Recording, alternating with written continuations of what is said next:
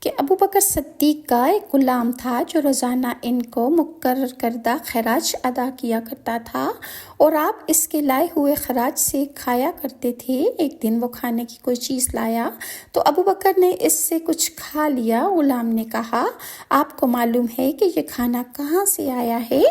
تو ابو بکر صدیق نے پوچھا کہ یہ کھانا کہاں سے آیا ہے؟ اس نے بتایا کہ زمانہ جاہلیت میں نے ایک شخص کی کہانت کی،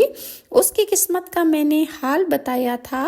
اور اس سے میں نے کہا کہ میں تو کہانت جانتا ہوں، اور پھر میں نے تکا لگایا، لیکن